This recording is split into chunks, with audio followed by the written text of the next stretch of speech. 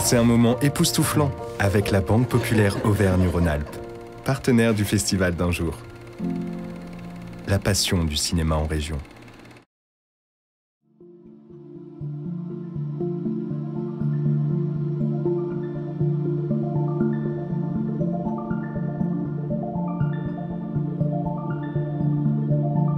Alors, je m'appelle Isou Trohin, donc ça fait maintenant pas mal d'années, je dirais plus d'une vingtaine d'années que je bosse dans l'animation. J'ai réalisé quelques courts-métrages, je fais aussi du compositing à Folimage, donc j'ai bossé sur presque tous les longs-métrages de Folimage.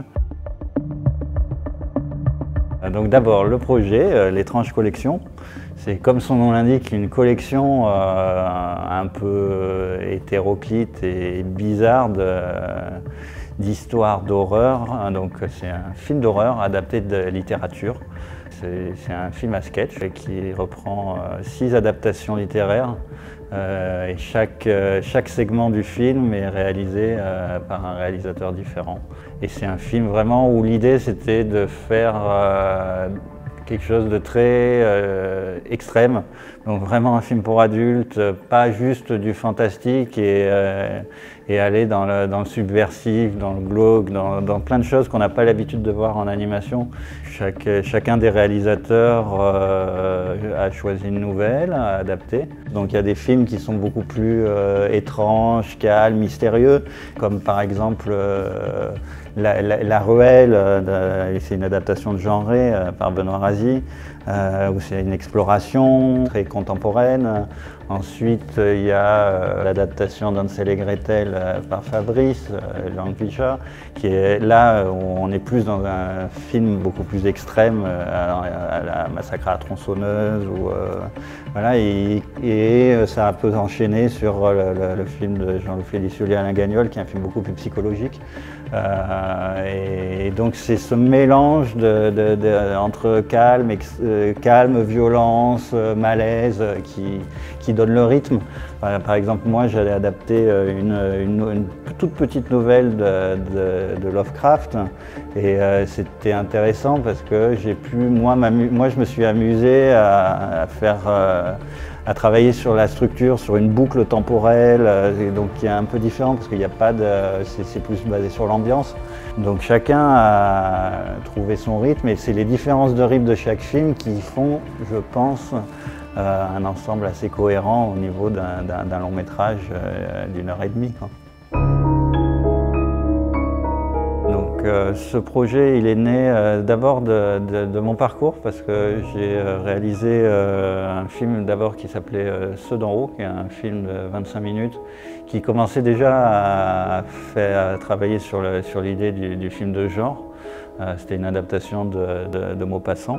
Et suite à ça, j'ai continué sur la lancée du film de genre en allant un peu plus dans l'extrême avec Féroce. Et donc c'est là que je me suis dit, adaptation littéraire, féroce, on va essayer de mêler tout ça. Et je me suis dit, on va prendre plusieurs histoires et essayer d'en faire un film. Donc c'est là où, en parlant autour de moi, j'ai commencé à voir qu'il y avait plusieurs réalisateurs, que ce soit à Folimage ou aux alentours, qui étaient aussi intéressés. Donc c'est comme ça que sont venus Jean-Loup Félicie Alain Gagnol, Fabrice Languicha. Il y avait Fangoué qui avait travaillé aussi sur Féroce, qui est arrivé sur le projet, Morton, Risberg, Hansen qui avait fait aussi de l'animation sur Ceux d'en haut et sur Féroce, et Benoît Razi qui est arrivé et qui correspondait complètement au groupe qu'on cherchait, parce que c'est un groupe avant tout, et c'était le plus important, de passionnés.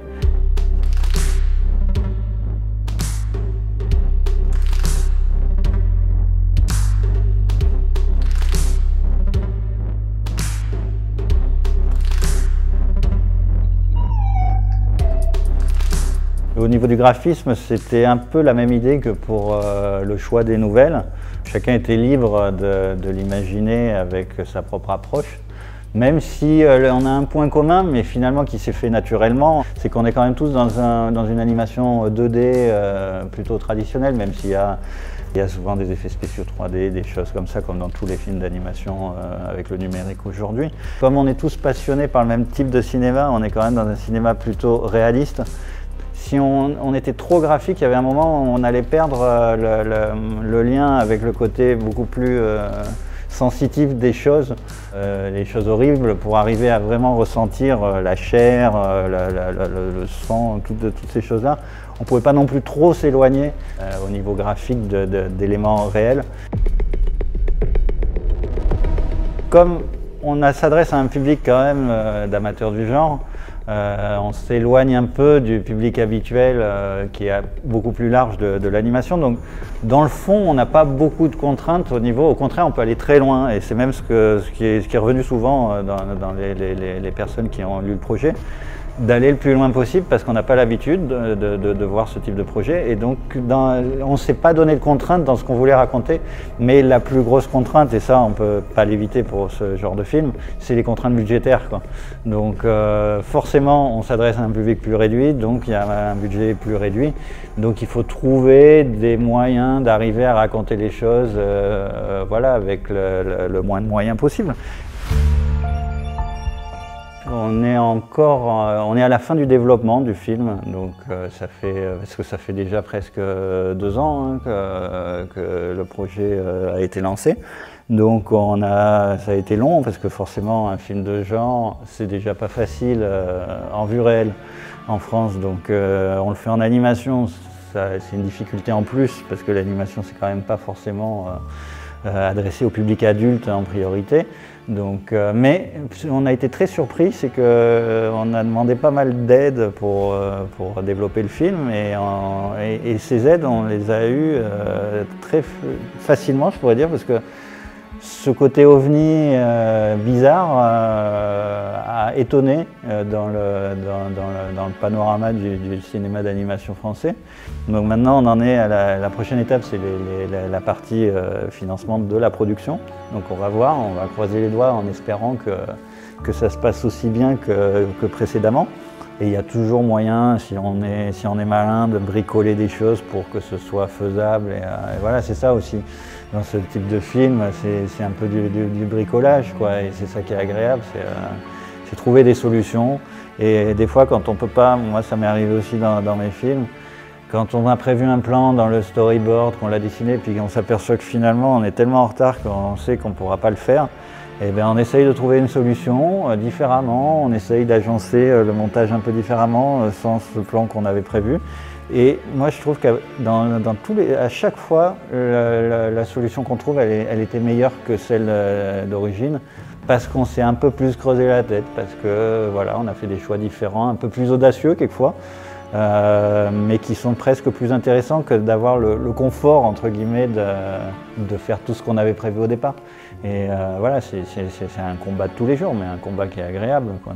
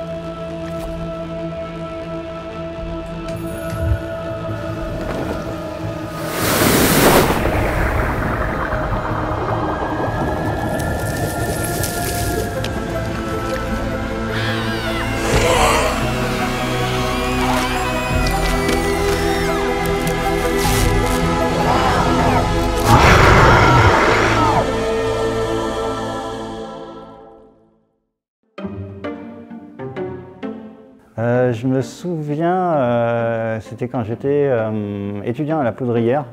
On avait eu Michael du Doc de Witt qui était venu pendant une semaine déjà à la Poudrière pour travailler avec nous.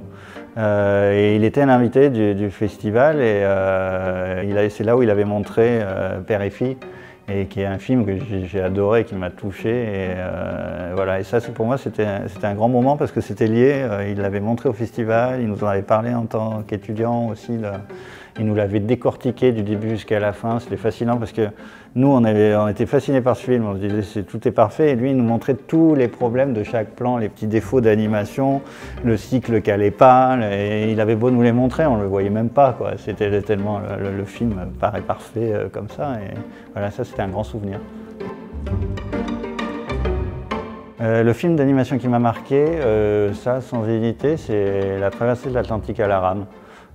Ça peut paraître bizarre parce que c'est pas forcément le film qu'on imagine pour les enfants, mais mes parents m'avaient offert le livre quand j'avais 8 ans. Et j'étais fasciné par ce livre et un peu plus tard j'ai découvert que c'était un film et en voyant ce film je me suis dit moi j'aimais dessiner. Donc je me suis dit, j'aimerais bien faire ça comme métier plus tard, donc vers 10 ans comme ça, je me suis dit, je veux faire le même métier que ce que j'ai vu dans ce film. Et c'est ça finalement qui m'a marqué et qui m'a entraîné vers le cinéma et l'animation, quoi. Donc ça, c'est mon film fétiche.